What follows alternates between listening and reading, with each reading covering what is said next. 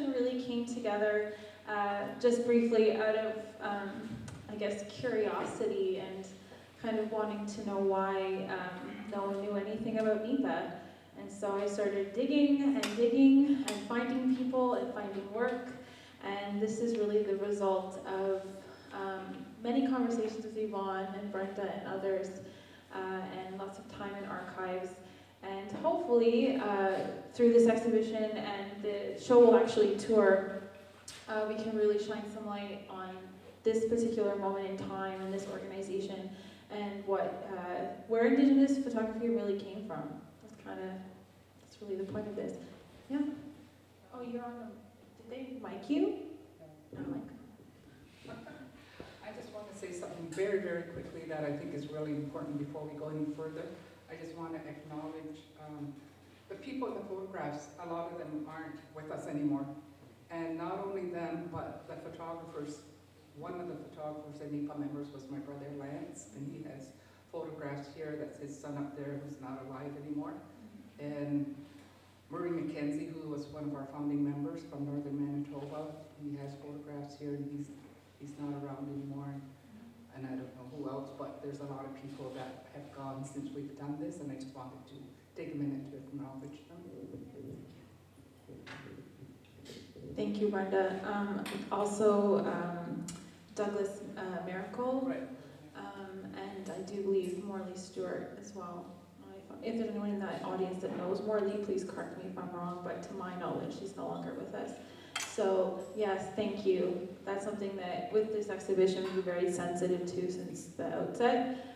So if, in fact, you know anyone in the photographs and you have a reaction to it, please see any of the museum staff after. So, okay, we're going to get started.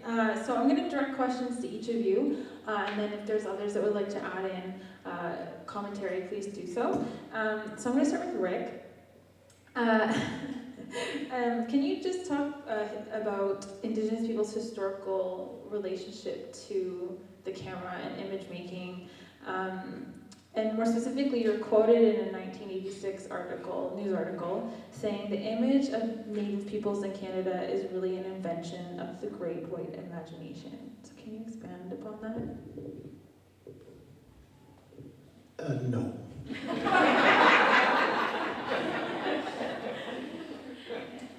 I think you have to understand that when the camera was first introduced to our people, it was during an era of a great conflict. There were a lot of actual fights going on, and a lot of people were getting killed along the way. So when they arrived with this big, huge contraption, I think some of the Native people thought, is this just another scheme to steal us? In fact, I think it was Crazy Horse who refused to get his picture taken because he says that image, that thing steals our spirit, won't let our spirit sleep. It's not a common thought, but that was kind of a convenient way of looking at that. But what I meant by that quote was that a lot of well-intentioned non-Native photographers set out to document the spirit of Native people. But in doing so, they often relied upon earlier stereotypes in painting and romanticized novels to create this kind of image of noble people who were soon going to disappear. Well, all I can say is those photographers are dead and we're still here. Does anyone else want to add to that? No? So I'm going to direct my next question to Yvonne. Can you share a little bit about how NEPA came into existence and your role in its founding, specifically the birth of the Visions Conference in 1985, and then how NEPA came about? How did it form following that conference? That goes back a long time ago, okay? So we'll see how good my memory is here. But basically, I had just come out of high school, and there was a group called the Photographers Union Gallery at the time, and a lady named Lynn Sharman actually seen my artwork. I was an artist, and I was doing a photography exhibit through Sir John A. Macdonald, and she had seen my exhibition, liked the work, and so over the summertime she found me, and she had me come work for her. And so I started off as a co-op student, basically, for the Photo Union. And she took an interest in the Native culture, right? And she would ask me things like, where are your photographers? And I'd be like, at the time I was like 18, 19 years, I don't know. So in that sense, the first year, I just worked as her co-op student. One of the things I was gifted with was I was able to hang exhibitions. That was one of the first jobs she gave me. She actually walked me into the room and she said, hang this exhibit. I looked around and said, okay. And she left. She came back a couple hours later and it was hung. And she said, how could you do that? She says, I've seen grown men take 3 days to do that. And I'm like, they're just pictures. But being an artist within an arts family, again, they're just pictures. We hang them everywhere. So, but anyway, that was the start. She took an interest in what I was doing, and like I said, it was about the photography, and an interest in the Native culture. So I think with that, she was interested, and I know I started off as a co-op student. The second year, she was able to get some funding through the Jackman Foundation so that she could hire me for a short time. And then it was at that time we were able to we got into some other funding, and then other people were coming on board too. And I know Brendan was hired basically for doing research, finding those photographers. At the time, I worked a lot with the Photographers Union Gallery. So I knew their members. I knew the styles of their work. I could look at one of their pieces and I could tell what photographer did it. And so by looking at the Native side now, and again, there was Brenda and Valerie and Pat and a whole whack of us that got hired on. And we started to explore Native photography. And at that time too, one of the tasks I was given was, I'm a grant writer. And so in that sense, I was given the task to find the funding for the very first conference.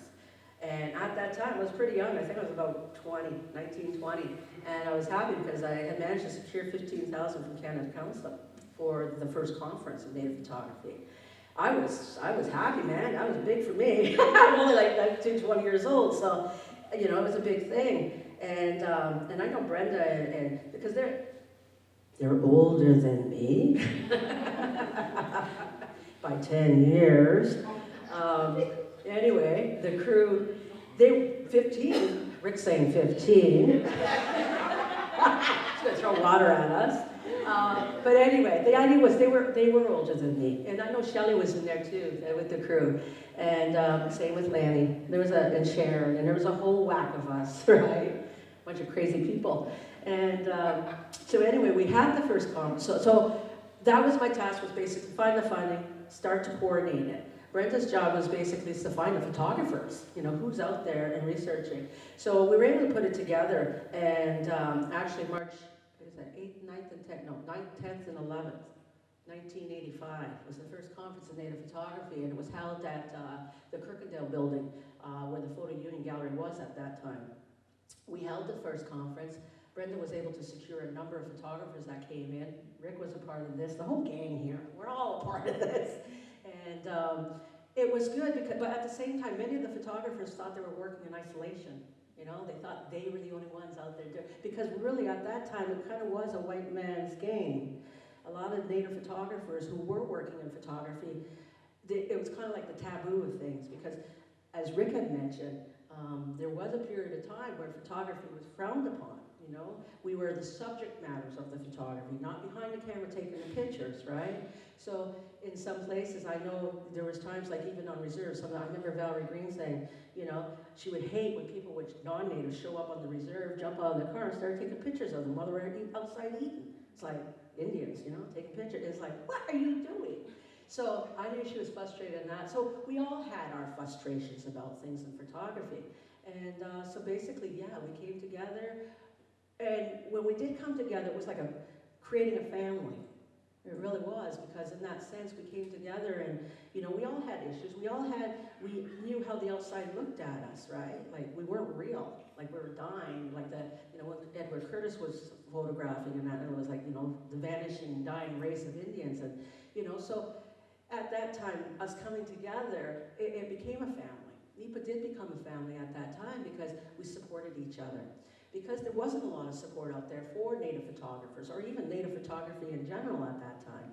And so we came together, I know for myself, I'm just a student, you know, I was younger, much younger than the rest of the gang, but it was an adventure. I learned a lot from everybody. You know, I got to travel. I remember, you know, I was like 20. We were going down to our first conference, the American Photograph. You know, remember that in Princeton, New Jersey? That was a trip. So that was my first trip away. But again, we met many photographers, and it was funny because we always gravitated to each other. You know, you go to a photography conference, but as Native people, we always still gravitated towards each other to talk and to be with each other. So that's how we found people too on our journeys. You know, we go to different events and we find more photographers and we come together. So, you know, and then I remember when we became incorporated though. These guys are running around, they're dealing with the business side because they're much older, right? Once I was done the conference, I'm gonna take that as far as I can give it. Anyway, what I said about the photography conference though, it was a great opportunity because we did see how we were all feeling the same. We did not want to be the subject matters anymore. We want to tell our own stories, right? And then later Rick gets involved too and he helps us to tell our stories, and that through Indian Affairs. But when we came together, we supported each other, we realized we need to do something. I remember Larry McNeil took out a 3-year membership, and I looked at him and I said, "Are you sure we're going to be around?" You know, he had faith in us. And again, going back to when we became incorporated, because I wasn't even 21. I just turned 21, I remember, in April. We became incorporated in June. And I remember people running around, "How old's Yvonne? How old's Yvonne?" Again, it's that age thing, right? And so I became a director. So Brenda, this is what I say, Lynn Sharman, you know? She gifted us and cursed us at the same time. Because she made Brenda and I co-directors when we first started. So we became incorporated in 1985, and we were still working with Photo Union, but we realized we had to separate as well to become our own, to become who we really were. And so that's kind of the beginning of the journey, and the journey got crazier after that, year after year. So I think I better shut up now. Thank you. I'm actually, to my next question, it's kind of jumping off of that. So to Brenda, can you talk a little bit about the curatorial vision for NEPA's? Actually, I'm going to step back. Somehow my questions got out of order. How did you locate this very disconnected group of photographers? The members came from all over Canada and the US, so like how did you find them? This is like pre-internet, people. Yes. Okay, like you know, it's kind of unfathomable in some ways because these people were from everywhere. So jumping off of Yvonne's point, at this very early period of time, like how did you find everyone? That's the question I wanted to answer. Well, I remember I knew that this is the job that I had, and it was under the direction of Lynn Sharman, and I do want to acknowledge her for what she taught us and the direction that she gave us. But she said, "There's the phone." That's all she said. and I had to give to Gab, and Yvonne didn't. She hated the phone. Oh, I hated it. Hated it. So it worked out well when we broke out on our own because she was in the back room working on the grants and I was on the phone talking all the time to people. But so I knew, of course I knew there was Native people in every province, and I knew it wouldn't be, well, when we finally did break away, I knew it wouldn't be a problem to get board members from each province, which we had to have. We had to have a national board. But in the beginning, all I did was call every province, every Native organization, every band council, elected band council office, Native friendship centers, colleges, universities, any like public place where I knew that Native people would have had to go through. And like, for instance, when I called Manitoba, the elected band council there, they said, "Oh, you want Murray McKenzie." So they knew who their photographers were in their community, so it was easy to find them and just connected, like connecting the dots, like just found them. It was easy. Yeah, and that's all I kept doing. I just kept making phone call after phone call, sitting at that desk, and then calls start coming back to me, like Lynn would say, "You got a call from Manitoba, you got a call from Saskatchewan," and then I would follow up, and And then so when we started planning the conference, it was easy to get speakers. We had speakers that came in from Alberta, from almost every province, and right from the east to the west to the north.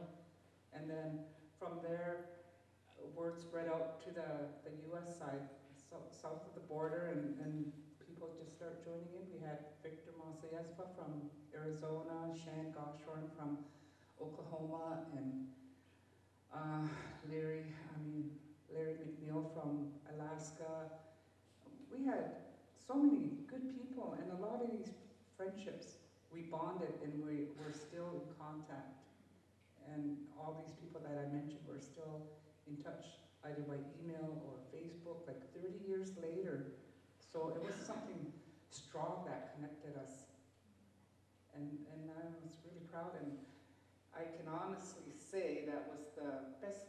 I was only there for 3 years. I think Yvonne stayed 15, but that was the best 3 years of my life. I always say that because I met so many good people.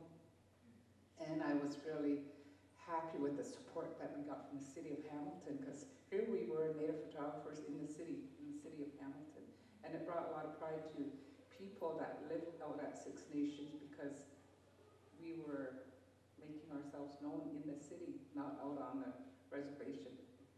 And we had a lot of support from out there. The traditional chiefs and clan mothers gave us a letter, supported us so we could get funding. And the elected band council supported us the same way. And when we had our grand opening of the gallery, we had a lot of support from the city of Hamilton, even the mayor, the old mayor Bob Morrow, and the MPs. Sheila Copps was there, Ray Harris. We had a bunch of people there, politicians that supported us. So we got off to a really good start. You can pass it to. I'll yell this question. So Greg, much like Yvonne, was one of the younger members of NEPA at the time. So can you tell us how you learned about NEPA and kind of what role it may have played in your early development as a photographer? I forgot. No, well, my development as a photographer actually started when I was 16 on Six Nations, and I learned how to do photography at the high school, at Hagersville High School, and then as summer students in the 70s, I would work at the Woodland Cultural Center, but prior to that, my family broke up in 1972, so my mother and I lived with a lot of people when I was younger, and I remember meeting and hearing Rick say, "Creativity is our tradition." And that really stuck with me all throughout my high school. I always remembered that. And so when I got to the Woodland Center to do photography and learn more, there was, I think you were there as well, you'd be in and out. There's another guy named Larry Hill, whose grandfather was Hilton Hill, and he also had he was helping me and mentoring me with photography as well. So it started prior, and then I went to Sheridan College. And right after Sheridan College, that photograph was done in 1982, and I guess I was 19. Yeah, so I would, I think the development of the photography itself was also a development of relationships and a continuum of relationships. So my mother was a librarian for a while when I was a kid, and so I got to see her, start visiting people. And she was in her late 40s when she had me, so I hung around a lot of older people and a lot of older women. And so I really would listen and observe and reflect on what they were saying. And I got this window into the life of, the turn of the century to the Second World War, of the agricultural life, some of the longhouse life. We went to visit Senese and his wife Nora quite a bit. So it was, but I didn't have a camera then when I was a kid, so all I was doing was listening. And so, it's almost come full circle now, because I'm looking at language and how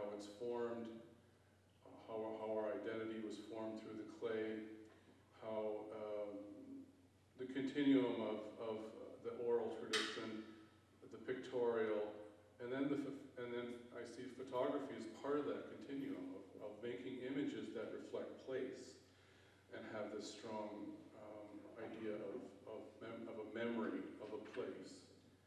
And so I think that throughout my earlier years, from 16 to 22, because I was 22 when the show happened in 1985,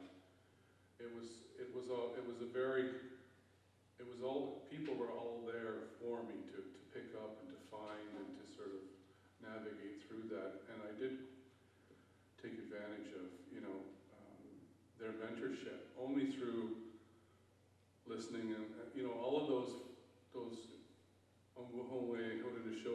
methodologies of acquiring knowledge and retaining as, listening, observing, reflecting,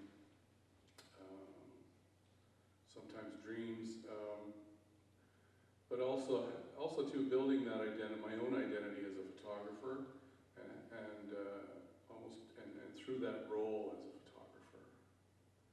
Later on in the 90s, one of my best friends said to me, "When are you going to stop taking pictures and just visit?" So that's what I'm talking about in terms of my own identity. Like, who am I without the camera? Who am I with the camera? What does it mean? What are the images that I produce mean? And, they're documents of those relationships.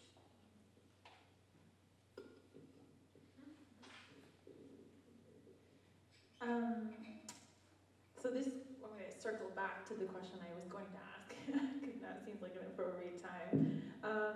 Brenda, can you just talk a little bit about the curatorial vision for NEPA's first two exhibitions, Visions and Silver Drum? What were you and Yvonne setting out to do with these two shows? They're two shows with two very different focuses, and you wrote the curatorial essays for both. So really just trying to get a sense of the photographers that came together in both exhibitions and what the intent was behind them.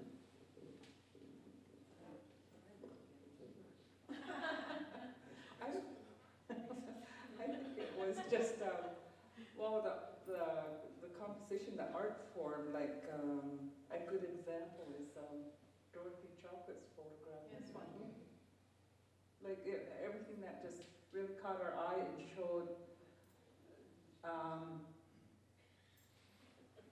don't know how to say it, like representing their community, like real life, I would say real life Indians, not these ones with bees and feathers, the way the non-native photographers like to show us, buckskin and beads. These are everyday people, and that's what we wanted to get across, the way we see ourselves, not the way they see us, like through our eyes. And that came through clear. I don't know. Rick helped a lot.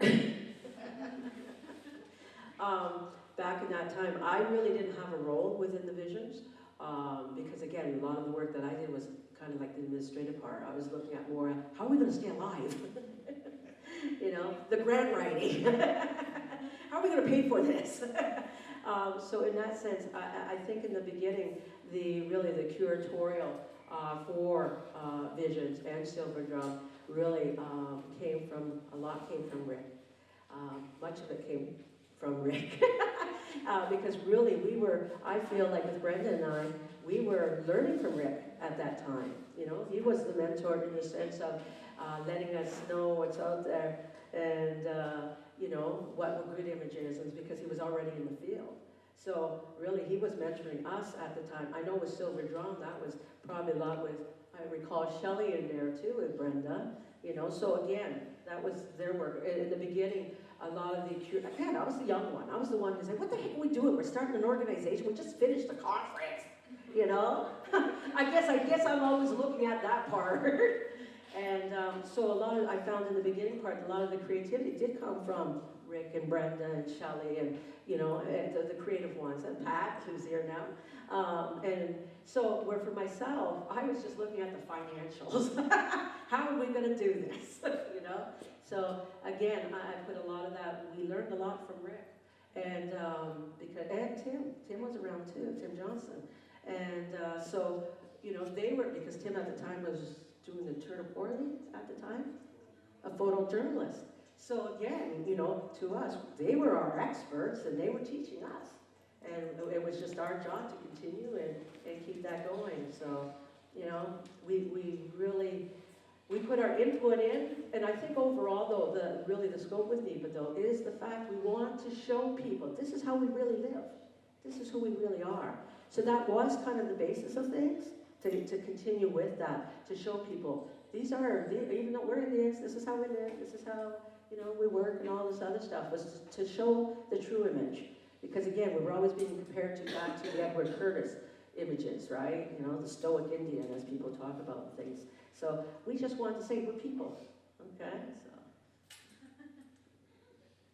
I'm really glad that you touched upon, both of you touched upon this, and Greg as well, touched upon this aspect of mentorship through kinship. And I think that's a really undervalued, foundational thing within Indigenous art practice. I think that often gets overlooked, that mentorship is so much a part of how we sustain ourselves when no one else is supporting us. Yeah. Also, just to give back note, you know, at the time too, we were working with the Photographers Union Gallery in the beginning. So, you know, even though it was a little rough in the end there, but Lynn Sharman also mentored us. She did mentor us. I know for myself, even though some comments she had made in the end I didn't appreciate, but overall I learned a lot from that woman. I really did. And I think being around the other non-native photographers too, for ourselves, that helps, because I know one of the Stevens, not Stevens. No, I'm thinking of one of the C's Van Gibber, how much did he help us? You know, Anna Marie, there's another one that was doing with the video, I can't remember his name.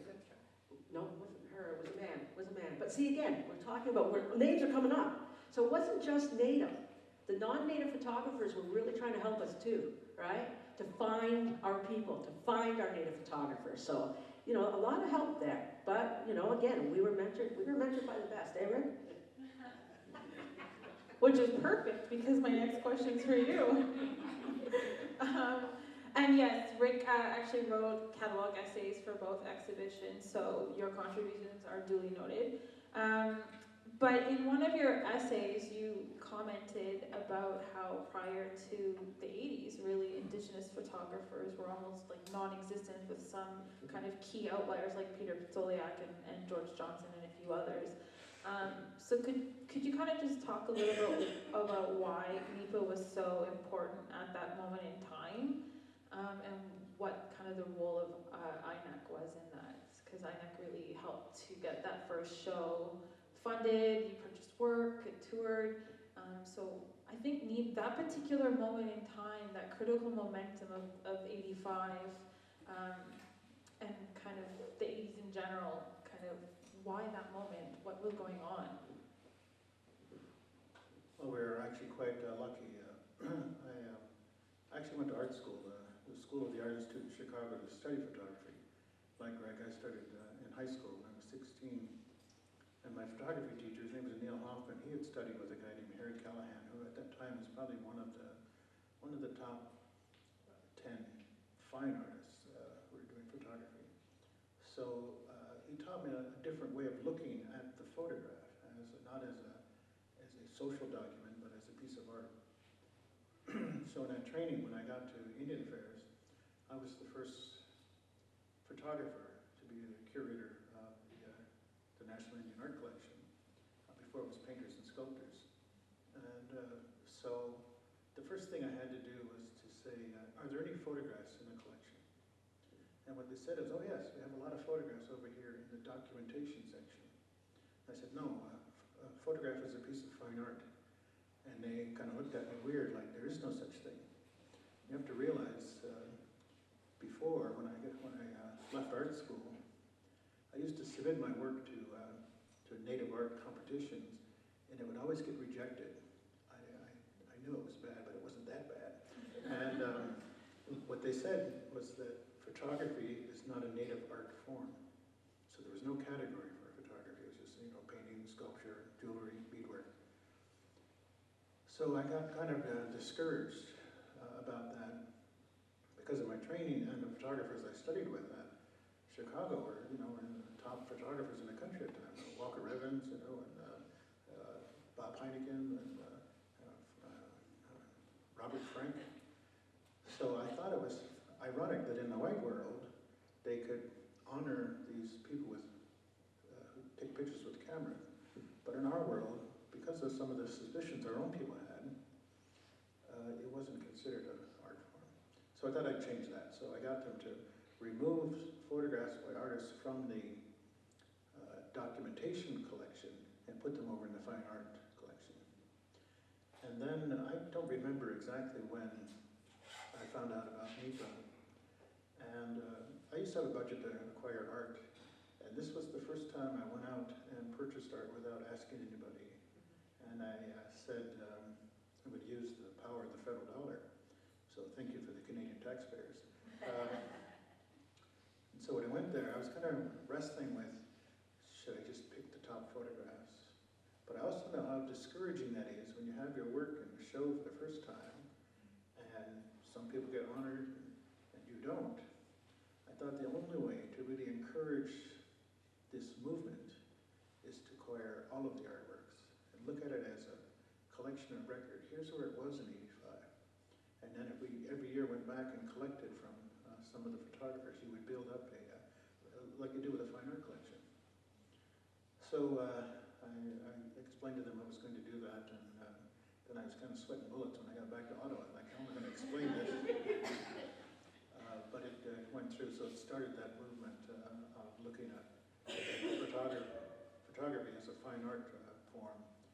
And then, even though there was no internet, the art world itself was kind of changing and began to look at the diversity of Native art. And so it hit several confluences are coming together, that we had then more presence in the art world than maybe we had previous to that. So it was just kind of fortuitous. But at the same time, it was kind of ironic that I would have to credit both of these two women here, that it was two youngish Native women who started this movement. And that in itself, I thought, was something that needed to be paid attention to, because there was quite a patriarchy in the Indigenous art world at that time. And I think there was a little bit of smugness about, not only towards photography, but then towards women managing art administration. So it was kind of like the great opportunity to strike a home run on a couple of fronts. I'm so glad you said that. Only because I'm working on another show which actually honors Indigenous female artists, specifically because they were not given the same recognition and accolade in this earlier time. So kudos to Brenda and Yvonne. So Greg, I mean, it seems as though there was a lot of challenges, and looking back, I mean, again, I was born in '85, so NEPA was created before I even existed. But looking back, it seems at that decade in general, but in particular that year, there's a lot of challenges to being an Indigenous artist, and much even more so to being a photographer, as Rick rightly pointed out. Which I will note, the collection that Rick is referring to, the works that he purchased from the Visions Conference, the 67 photographs, that's the first time INAC ever purchased Indigenous photography. It's the first substantial body of photography in the collection. So I think that's really worth noting. And the collection's obviously evolved to... Yes, so 38 out of 67 works in this exhibition come from INAC's collection, and the remaining 10 come from artists themselves. It was INAC at that time didn't acquire Jolene's work because her address is a U.S. address, and Jimmy Manning, because he was Inuit, wasn't acquired by the department. So there was just some gaps. And also Simon, I believe, because Simon was also working for INAC at the time, and so it was a conflict of interest. So all these are more than 30 years old. Yes, so they're all older than me. To Greg, as I was kind of getting into this question of what were some of the challenges to being an Indigenous photographer in the 80s, or an artist in general, because in my research, all of you in your own ways were you know, breaking down barriers and opening doors and challenging the status quo, and not only through your practice itself, but just in terms of your advocacy and your administration. So can you talk a little bit about the challenges that you faced becoming an artist?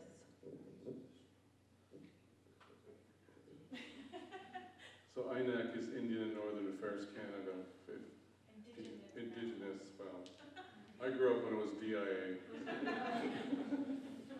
So I think the fact that what Yvonne and Rand talked about kinship, drawing strength from a kinship, and I just transferred those type of relationships outward to sharing with non-native people.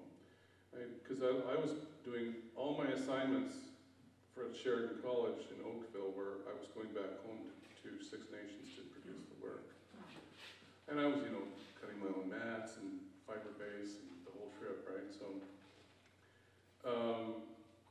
but I was being encouraged by non-native people as well. So it was always this sort of,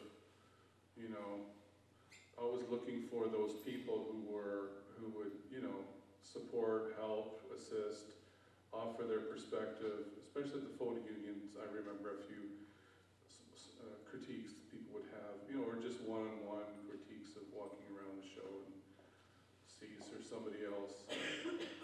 Yeah, the guy, I forget the guy's name, Stevens. Peter Stevens, yeah, offering their support. But I think the fact that, and so in the late 80s or mid 80s to late 80s, one of the challenges was, of course, the stereotypes. And I lived in Hamilton for a little while after Sheridan College too as well. So, and some of my great uncles moved here from Six Nations and enfranchised their families, and I'm still in touch with them as well. But so a lot of that, all of those, I was taking into account all of those struggles, right, of identity, of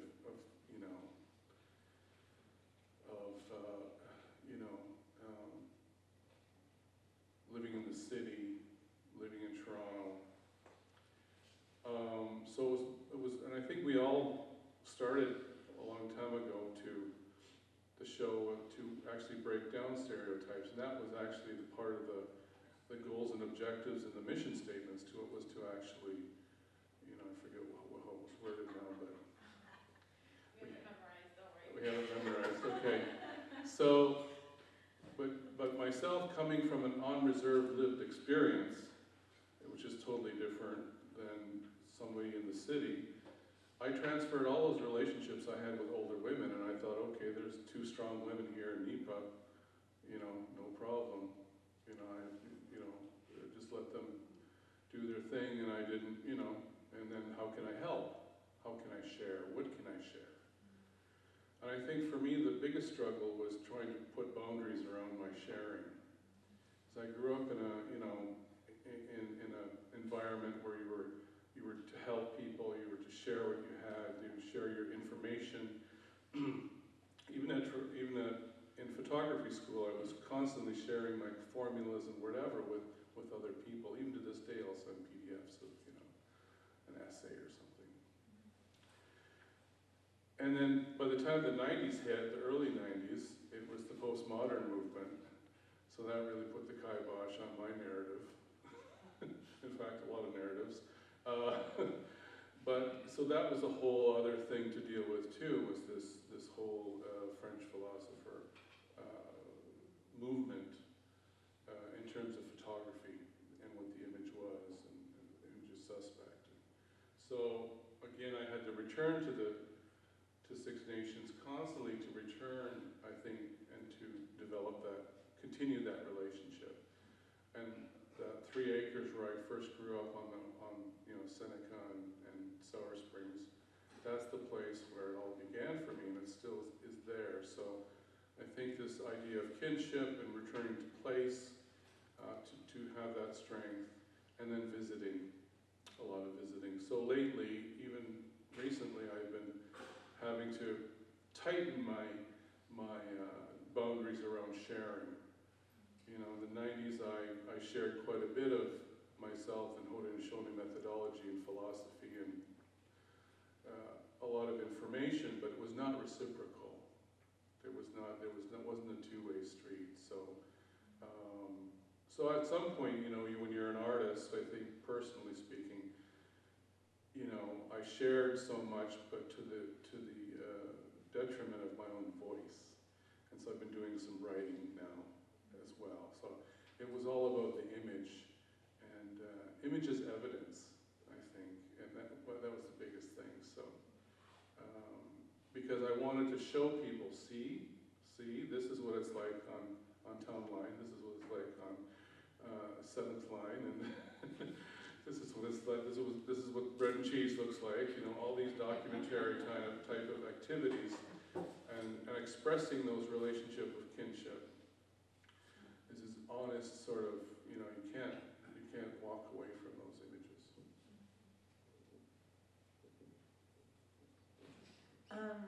Yvonne, when we first met, you told me this really great story, and it was kind of confirmed by the archive regarding various funders. Yes, and so while there was lots of people, lots of non-Indigenous people's organizations that assisted you guys in developing the organization and Indigenous photography practice, there was also the challenge of people who didn't want to support.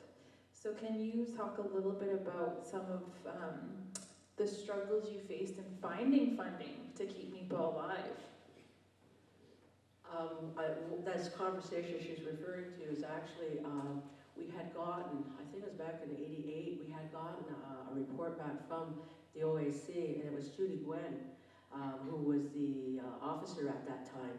And it came back, and it wasn't a positive.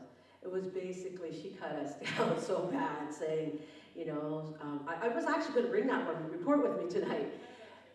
But there was a part in there where she goes on to say that the new yuppie generation of photographers don't have time for us because we were basically doing documentary style type photography, right? And they were looking, so the panel did not receive us well. They basically were very critical of us. They said that, our photographers were stuck back in the 60s doing documentary style type photography.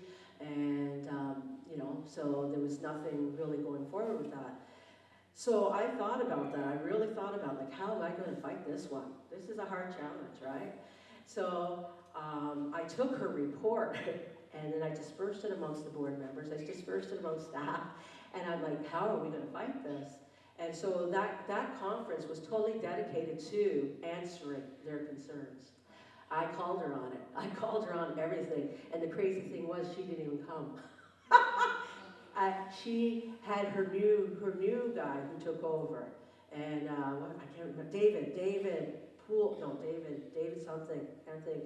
Anyway, he came in, and so I felt sorry for the man because he got nailed, right? A bunch of angry Native photographers, and we did get support too, like our non-Native photographers. I remember Cease was there. There was a number, Lisa from the Hamilton Artists Inc. was there too. So it wasn't just Native photographers. We also had, because again, with this relationship with the Photographers Union Gallery, we had support from them as well. And I just called her on it, but unfortunately it wasn't her answering it, and I just put it to them. Okay, here's the photographers, now let's talk about this. And we talked about it, right? And they nailed her. They nailed him, unfortunately. And then we had some presentations, because one of the things they said about our photographers that they weren't moving forward. There was nothing, new, inventive, or anything like that. And so I remember, I think it was Jolene gave her presentation, and someone else, I can't remember, maybe Greg Stevens gave a presentation. 2 presentations were given, and, so he was like he couldn't understand what the problem was. He's like, I don't see a problem, right? And so to say, yes, we got our funding. So that was the struggle, that was my work, right? Like Brenda, yeah, she's a good talker on the phone and stuff, but when it comes to the funding part, I did the grant writing. And I found, like even when we opened the gallery, like the gallery opened April 26, 1986. And when that happened, and we started trying to get our images out there, it was shocking of how many galleries didn't want to show our work. They did not want to show the work. They said, oh, again, the same like that report. These are doing documentary style work. We're not interested. And then I would have to fight with them, and I'd say, listen. And then they'd like, you know, you guys are doing old-fashioned stuff. I said, listen, you know, you guys have grandfather photographers. We don't. This group of photographers will be the grandfather photographers, right, in that sense. I said, so what you consider you've been around doing for over 100 years, we've only been doing it for the past 40. So let us in the door. Give us an opportunity. So this is how I would have to talk to different galleries to get our work out there, and even with the funding. So I felt like I always felt like I was always just fighting. And I'm still fighting. So I'm still fighting in the sense that, you know, no, we have, this is our time. And the one thing I can say is that I knew, even as years went by, I knew NEPA, we made a historical difference. And I knew this in my head. And that's what was the important part of it. And I've said this many a times, because it's funny that we're having this now, just 2 years back, I was online with Martin Loft and all those guys, right? And they were like, we need to do something, we need to get together. And then, Lord, look what happens, you know? Get a phone call, hey, look what I'm doing, blah, blah, blah. It's like, wow. So we just got to get the rest of the gang in here too, because they want to, they really do. You know, so it was a challenge. Again, because they would look at it, photography was new to Native people, right? We did documentary because we want to document our families. We want to show the real image of Native people. We want to show them how we lived, you know? We're not all dead, you know? Just all these things. And so that was probably the biggest struggle, was trying to educate galleries and museums and the people to be interested in our work and doing things, okay? So in that sense, it was important, and that's probably why I just stuck to my guns. I just kept saying, we don't have, you know, a lot of photographers out there. We are creating them, and let us do our job. One, thank you. Clap up. 1 second. No, I'm gonna pass it that way in 2 seconds. Yes, as Yvonne was saying, you know, the documentation actually kind of validates what she's saying about some of these struggles, and so it was kind of, for me, looking back at that period of time and just being like, oh my God, this is insane the way they used to speak to people, to artists, Indigenous artists. So it wasn't that long ago. So let's keep in mind the progress that's been made in the course of my lifetime. We still have a long way to go though.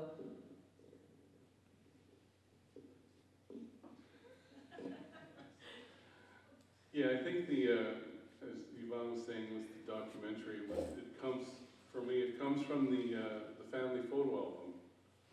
And having those photographs there, my great aunt took photographs in the 20s and 30s. So I knew that this documentary was a style, these were objects, these photographs. And also too, the people at the photo union were not only mentors, but they were also involved with social justice, when social justice was social justice. And from the labor movement as well. So we all had, you know, hence photo union. So we all had this, you know, a common experience in terms of, you know, living on the reserve, living in Hamilton, working. And also too, I like, David Craig is actually here from, he's, thank you, David. Yeah, sorry. So. Thank you! You're not talking about you up here. I didn't even know you were in the crowd. Poor David. No, I'm just a good dog. It's the other That's the other one. So yeah, the support that we had was you know, it was quite difficult. I mean, even in '89, I had to apply to Secretary of State just to get framing done. There was no Aboriginal Arts Office. There was nothing. So you'd have to go through all these different bureaucracies to get things done, and you usually had to have another person, a non-native person, to walk you through it or to act as to open the door for the gatekeeper to say yes or no. You guys don't have anything? I just, I just want to say this one thing. One thing that I found though through all that time, when I dealt with arts organizations, they would always say, why Hamilton? Honestly. Oh, you just mentioned progress, and that word just caught my ear because there has been a lot of progress since then. These artists went on to do great things. And there's a lot more native photographers out there now than there was back then. And we could start another organization. Somebody out there could start this organization all over again, and it would be a big success. That's assuming digital photography is actual photography.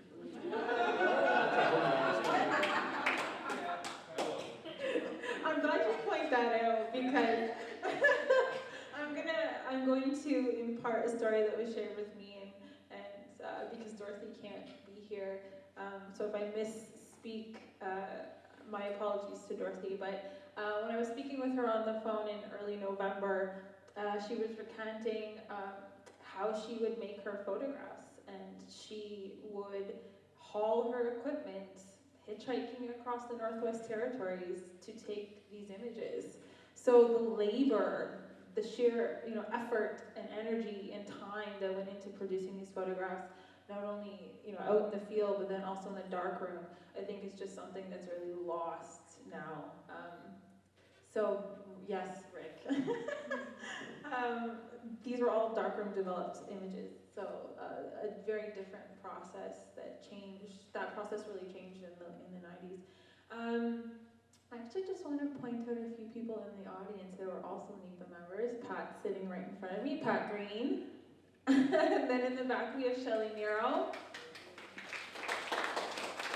So when we open the floor to questions, I am going to ask the two of you to also participate. Is there anyone else that I'm Al Loft? Right there. Al was involved in NEPA in the 90s, correct? Yeah. Anne-Marie? Oh, Anne-Marie, you came! Oh! Yes, she sent me a lovely message today, Anne-Marie. Yeah, So. thank you. So Steve and Anne-Marie were big supporters, very much involved in NEPA, and I went to see them a few weeks ago, and Cease and Anne-Marie shared some of their negatives with me, and they're the photos that you included in the first newspaper, Our Portrayals, so I have access to those now, so we can look at them, which is really exciting. So as I've been reaching out and finding people, there's some really beautiful stories that have surfaced about you all supporting each other, and the challenges of art practice at that time. So that kind of takes me into my next question, which is for all of you, audience as well, Shelley, Pat, Al. How beneficial were the annual conferences? Like the conferences primarily took place in Hamilton, with some exceptions. 86, it was at Thunder Bay Art Gallery. 87 was Lethbridge. It came back to Hamilton for a few years. The conference went to Gatineau in 1992, and then, quote me if I'm wrong, I think it came back to Hamilton again. Yeah, so the question is, how beneficial did you find these conferences to be in terms of, sharing ideas and techniques and networking? I'll speak from a coordinator's perspective, because later on with those conferences, because we were incorporated in the sense of a national, that was the purpose of trying to have a national going outside, okay? Again, I come from the funding part. It's very difficult at times because when as an organization, we weren't being supported as much as other photographer organizations, okay? Other artist-run centers. So it was becoming difficult to find that funding to travel, right? So there's only the 3, and then the rest become more regional. And actually that's where NEPA gets criticized in the end, was the regional aspect. But again, funding, even for a See Through Our Eyes, a Native Perspective, we did not get Canada Council funding for that, and we still did the project. So we had encountered a few times when we didn't get funding. We still continued, and we were able to pull things off with other types of funding. I relied heavily on employment and training dollars back in those days. I remember at one time I had staff of 15, 15 staff, and it was through these employment training programs because I couldn't receive funding from the Ontario Arts Council and the Canada Council in the same way. We did not receive the same funding, okay? And it was a struggle, damn, it was a struggle. And I was pretty good at trying to find money, and that's where employment training became a large part. And I was able to turn those programs into like 3 years. So if I was able to bring somebody in, I was able to have them like 3 years as part of their training. So I utilized other funding for those conferences, but I think putting them out there was very valuable and important because, again, a lot of our people felt they were working in isolation, right? It helped the staff to learn, right, and feel from everybody else. It helped the people by coming together, again, learning. We were the resources. There was many times I was ready to quit. That's it, I've had it, I'm tired, I can't keep doing this. Then you get that phone call from some photographer who's isolated, working, you know, God knows where. His darkroom was in the outhouse or something like, you know, and it's like, okay, I can do this again. We'll keep on going. Because you realize how much of a resource the organization as a whole was. Because we were able to provide information and resources and that. But the gatherings were great. Because it was like a big family reunion too at times. We're coming together. So, but I know, truthfully, near the end, it was difficult finding that funding to have those national conferences all the time. So that's why I went to regional scope. Anyone else want to try and answer? I guess if you think of art as the addiction to the human soul, there's something about it that makes you need it. And let's just say that the camera and the enlarger become the way in which that we deliver this to our soul. But a photograph is meant to be seen and perceived by other people. Maybe all, but not all art's the same way, if you ask me. And it seems to me most other visual artists really operate in a very cloistered setting. And sometimes they don't care what other people think about their artwork. But for the native photographers to gather together and to see ourselves in each other's work, and then people to kind of learn from each other, there was very little jealousy among the photographers. And I noticed, because it's a big thing in the art world, you know, somebody starts getting successful, everybody calls down their work and their heritage and everything else. But with the native photographers, it was like, well, Brenda mentioned it, it's a different kind of artistic family. So I think the gatherings are really important for us to also keep level-headed to see what everybody's doing.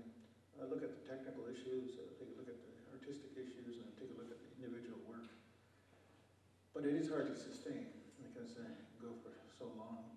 And when NEPA did finally decide to close the door, it also had the opposite impact by not having these gatherings and not supporting the artists in a direct way.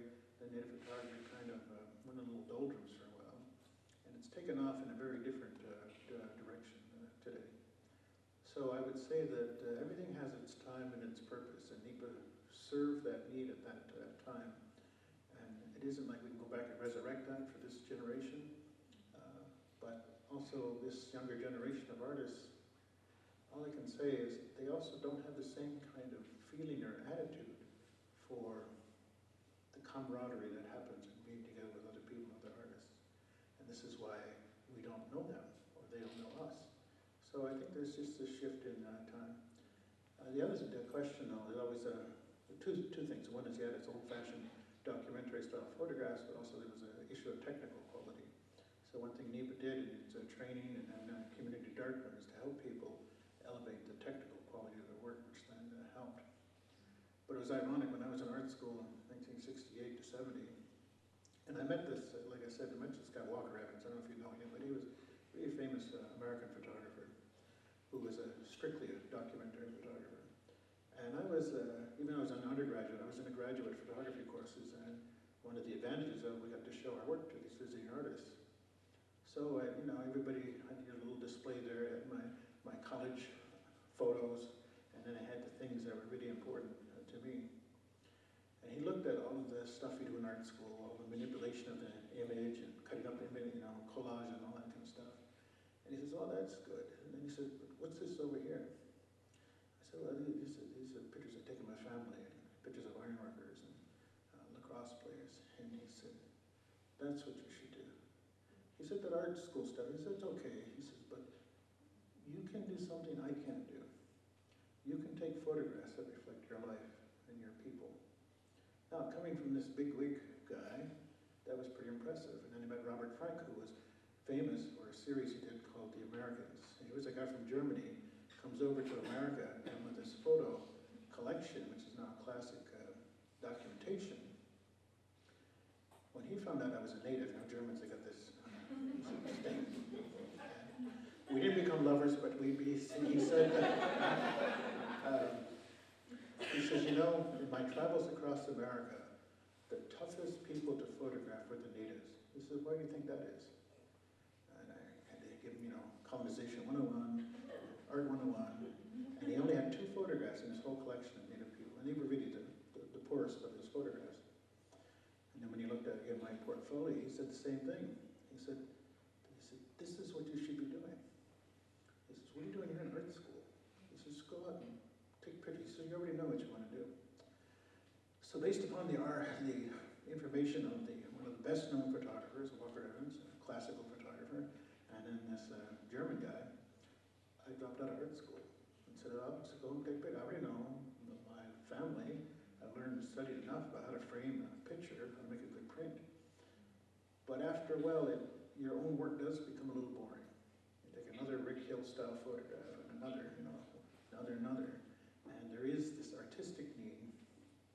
If creativity is our tradition, we have to start looking differently through the lens to maybe tell other kinds of stories that we see, but other people can't see. So if you just look at the visual surface of the photograph, you could actually miss the real story going on here. And I think that's what's intriguing after seeing some of these photographs. Many of them are still in my memory. But a few others are saying, oh man, I forgot I saw that photograph. Now, the curator in me says, oh, it was just a little half an f-stop too much exposure. But by the same token, it's thinking like, the memory of the people and the photographer lives with us. And I don't know too much other art forms that do that.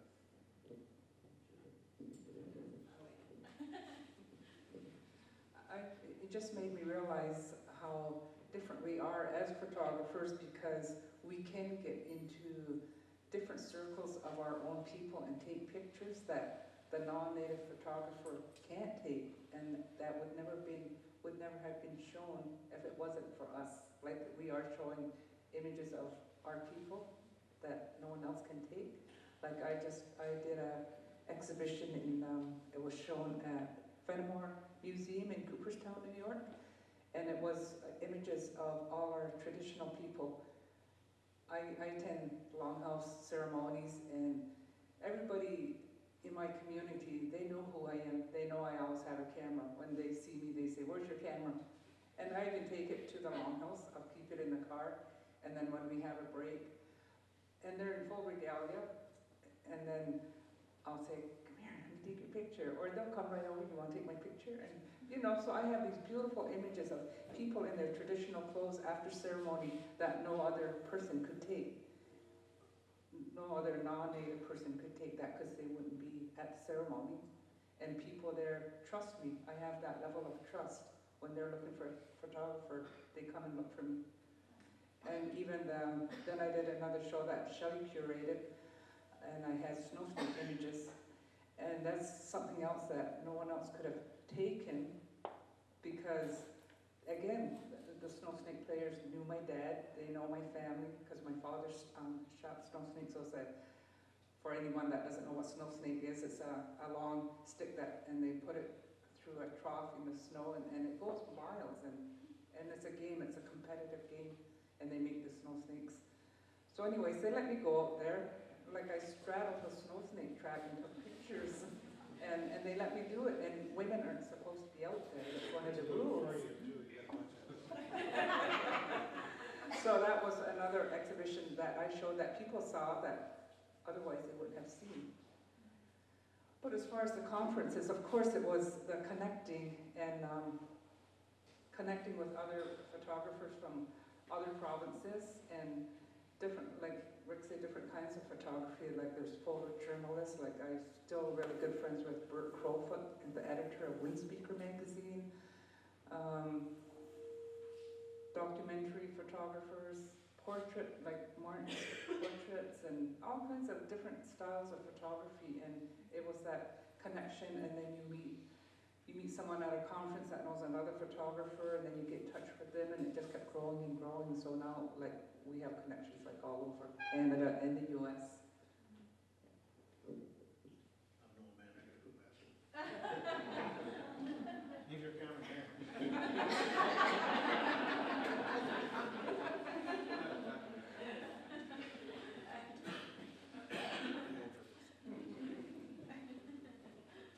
As photographers, we're quite isolationists. We can just stay in the dark room, our little area of control. It's about control of, the whole process itself. We're very process oriented. So when there was the conference, it was a really nice time to meet and see other people's work.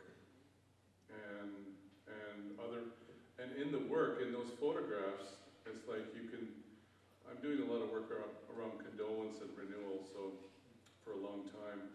So when you looked at other people's work, you could see and feel people that you might have lost, or that you might have, or in your family, in other people's work, which is amazing. And you just get this sense of feeling that there is a bigger community out there. You're a part of a bigger thing, and you have the support. And because I think, for myself growing up on Six Nations, there wasn't a lot of like encouragement to do what I was doing, especially at high school. But the Woodland Cultural Center did offer that sort of. I did silk screens. I did photographs. I worked in the printing press. I did quite a bit of a whole creative process. And but the conviviality of the conference was quite nice. I remember I went to two of them. I think one in the 90s, and of course the first one. I think I went to the first one. I'm not sure. No, I think it was, you came in at the 88 one, because I'm pretty sure your name was in that one. Yeah, because I just the fact that my father died in '85 sent me for a little bit of a journey, and so I think I did come to the '88 one. Yeah. But I remember coming to the photo union to the older building for the initial visits and initial sort of get-togethers and talks in the circle. And so it was a chance to, the one in '88 and '92. I mean, it was one of those things where like you're doing this work in isolation, and then when you get together, especially for people from all over North America and Alaska, it was really nice to have that. What else I want to say? Yeah, the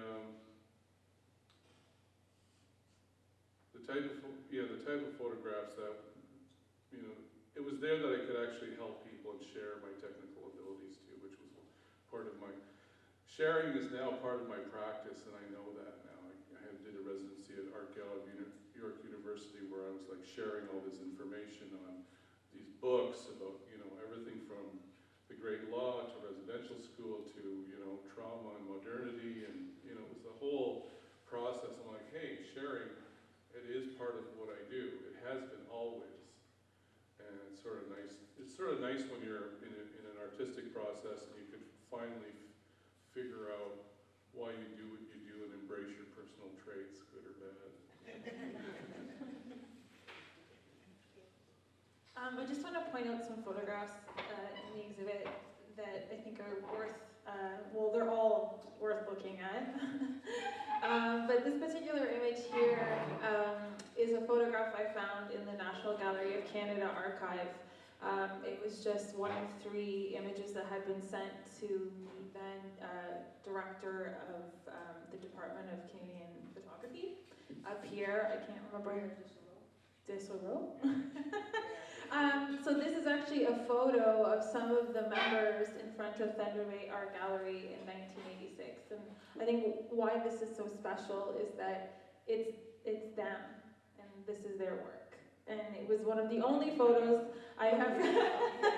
It's one of the only photos I have found, other than going through personal archives of Brenda and Cease, of the photographers together. so it's kind of a gem. So thanks to Andrew Kennard from National Gallery of Canada for letting me use it. They gave us permission to digitally reproduce it. And then just over on this wall, I'm actually just gonna move around you, Rick. Sorry, am I gonna make this thing go weird if I go past the speakers? I'm good? Okay. So, has anyone seen Smoke Signals? This is Evan Adams. So Martin Loft photographed him at the Friendship Center in Montreal when he was visiting in town. This is Lake Devossegy, so a very well-known artist who passed away fairly young. So as Brenda, Yvonne, and Greg, and Rick were all talking about, these are photos of family, of friends, of mentors, of other artists, of landscapes familiar, places, home. So they're telling some really powerful stories. And you know, what I think is really interesting, back to Rick's point, and why I took issue with what this funding officer said in 87? 88? Well, 87 we dealt with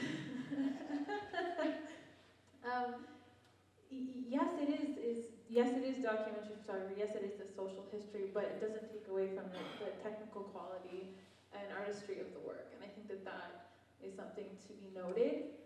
If you really take the time to look at these photographs, they're beautiful in their own right. So just as a point of closure before we open it up to questions from the floor, and Shelley and Pat and Al, you know, the questions apply to you too.